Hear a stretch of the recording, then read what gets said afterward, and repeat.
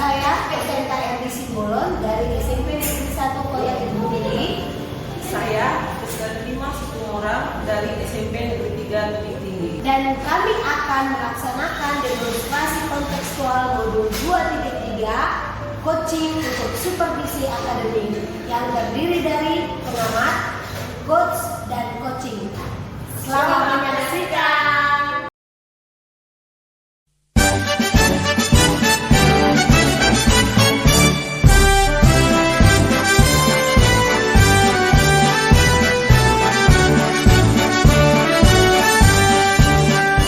Bulatkan tekad, kuatkan hati. Negeri ini memanggilmu kawan. Belajar, bergerak, berbagi untuk negeri. Guru penggerak, majukan pendidikan. Guru penggerak menghamba pada murid. Kreatif, rancang pembelajaran. Hargai potensi, tingkatkan prestasi. Lahirkan profil pelajar Pancasila. Belajar, bergerak, berbagi untuk negeri. Kita menjalin kolaborasi. Belajar, bergerak, berbagi untuk negeri. Demi bakti pada Ibu Pertiwi.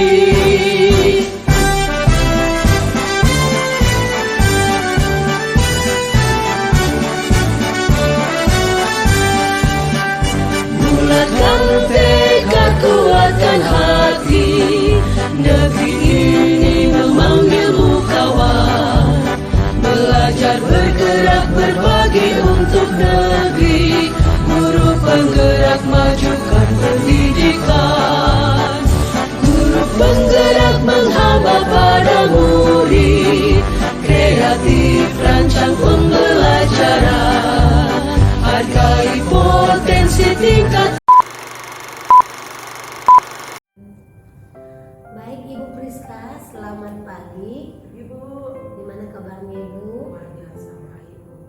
Baik Ibu, sebelum Ibu melakukan proses coaching, di sini saya datang sebagai pakar atau pengamat yang akan melihat proses coaching yang akan Ibu lakukan.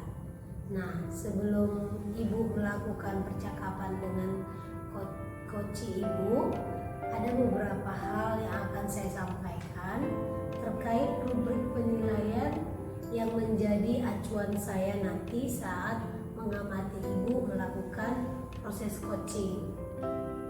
Nanti di rubrik penilaian tersebut yang akan menjadi acuan saya harapkan dalam proses coaching Ibu sudah menerapkan prinsip seorang coach, yakni Ibu bermitra dengan coach Ibu, kemudian Ibu melakukan proses kreatif serta memaksimalkan potensi coach Ibu.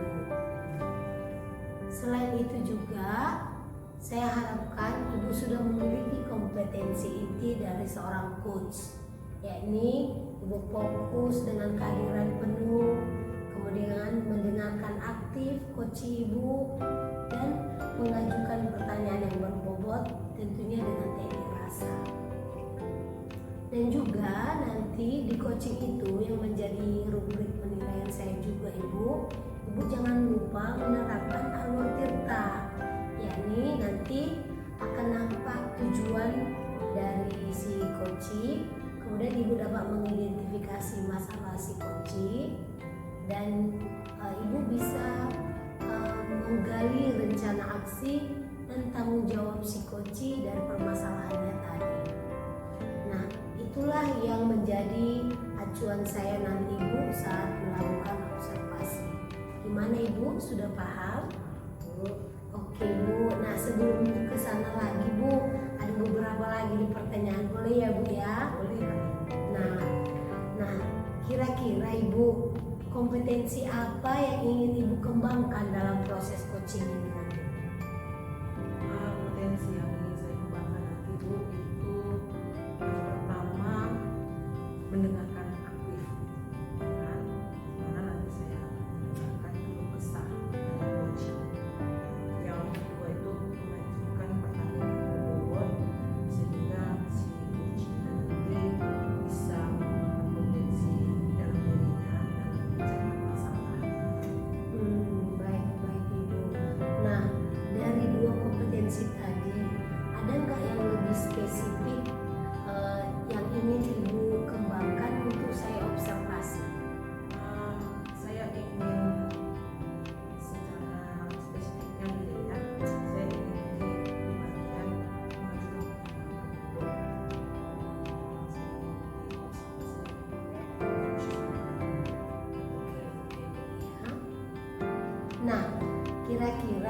yang menjadi indikator bagi ibu bahwa proses coaching ibu nanti sudah berhasil? Apa yang menjadi indikator bagi ibu? Indikatornya nanti ketika si coach ini dapat menemukan pemecahan dari masalah yang dia hadapi. Oke, Tujuan Bu. saya dalam proses coaching nantinya. Baik Bu, bagus Bu. Oke. Nah, kalau begitu artinya Ibu sudah siap ya Bu untuk melakukan coaching dengan coach Ibu ya. Semangat ya Ibu ya. Selamat. Selamat pagi Bu Pris. Selamat pagi Bu Marisi. Ada apa ini? Bisa mengganggu waktunya Bu. Boleh, kebetulan saya masih ada jam kosong ini Bu. Apa ini Bu yang bisa saya bantu? Terima kasih ya Bu untuk waktunya yang disediakan buat saya. Begini Bu, ada sedikit curhatan lah yang mau saya sampaikan kepada Ibu. Ada siswa yang ingin pindah jurusan Bu. Jadi tujuan kita ini coaching lah ya. Iya, Bu. Apalah yang mau Ibu dapatkan dari pertemuan kita ini? Saya harapkan siswa tersebut jangan pindah jurusan Bu, karena kalau di SMK kan itu jurusan berarti pilihan yang sudah diminati anak-anak Bu.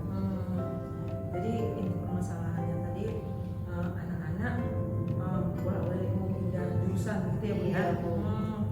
Kira-kira Bu, apalah kekuatan yang Ibu miliki untuk bisa merubah anak-anak yang sudah jangan pindah jurusan? Kalau kekuatan yang saya miliki kan Bu, ketepatan saya memang guru produktif dari jurusan tersebut. Saya juga ketua jurusan dari jurusan tersebut. Jadi mungkin itulah bisa menjadi kekuatan saya untuk memotivasi si anak tersebut kan Bu, agar dia tidak pindah jurusan Bu. Oke Bu, dari kekuatan yang Ibu miliki tadi, gitu kan, strategi apalah yang akan Ibu lakukan supaya anak-anak ini tadi tidak pindah jurusan? Strategi yang akan saya lakukan kan Bu, ya pertama mungkin saya bisa memberikan arahan kepada anak tersebut bahwa dengan dia memilih jurusan di SMK berarti itu sudah pilihan dia, sudah menjadi minat dia ke jurusan tersebut, dan memberikan gambaran ya Bu mengenai jurusan yang dia pilih itu adalah jurusan yang sangat diminati di lingkungan masyarakat pada saat sekarang ini. Oke, artinya Ibu sudah punya gambaran Iya Bu. ya untuk solusi agar anak-anak ini tidak pindah jurusan. Iya Bu. Ya. Kira-kira rencana Ibu ini akan dilakukan kapan? Ya rencana saya secepatnya lah Bu, melaksanakan rencana saya tadi, karena kan saya harus berkonsultasi dulu dengan guru BK ya Bu dalam proses pemanggilan orang tua, karena kan saya harus melibatkan orang tua Bu mengenai masalah ini, karena untuk jurusan kan orang tua juga harus tahu Bu. Oke, jadi kolaborasi antara orang tua, Iya. dan guru. Ya. Siapalah pihak yang bisa Ibu libatkan dalam rencana Ibu tadi? Pihak yang bisa saya libatkan yang pertama tadi orang tua lah ya Bu ya, karena orang tua pun harus tahu bahwanya si anak ini pindah jurusan, jadi kan harus kita ada juga latar belakang si anak pindah jurusan, kan orang tua harus mengetahui. Selanjutnya guru BK dan wali kelas bisa juga, dan nanti Bu saya akan kolaborasi juga dengan kesiswaan lah Bu. Artinya orang tua terlibat, wali kelas, guru BK dengan kesiswaan. Iya, ya, kolaborasi dengan mereka gitu ya Bu ya. Nah, kira-kira Bu, tolak ukur seperti apa yang Ibu harapkan nanti atau yang Ibu anggap nantinya aksi Ibu ini atau rencana Ibu ini nanti berhasil gitu? Tolak ukur yang saya harapkan Bu agar si anak tidak pindah jurusan dan menyenangi jurusan tersebut, dan dia harus juga menyadari bahwa jurusan dia yang pilih sekarang adalah jurusan yang sangat diminati. Oke, bagus sekali itu Bu ya. Semoga rencana-rencana Ibu ini nantinya membawa lebih baik untuk anak-anak kita nanti, Amin, semoga supaya ya, tidak Bu. pindah-pindah jurusan gitu ya Bu ya. Oke Bu, kira-kira Bu dari percakapan kita yang tadi, gimana perasaan? Perasaan saya senang, lalu senang menemukan jalan keluar, titik terang dari arahan ibu tadi, dan saya dapat solusi lah dari masalah saya, ya, bahwa si anak itu tidak jadi pindah jurusan. Terima kasih ya Bu Pris Oke. atas arahannya. Tetap semangat Bu, Baik, buat Bu. yang terbaik untuk anak-anak kita. Siap, siap. Ya, Bu ya. Oke. Terima kasih Bu. Baik, Ibu Priska, saya tadi sudah mengamati Ibu selama proses coaching tadi. Ada beberapa catatan saya ini Ibu.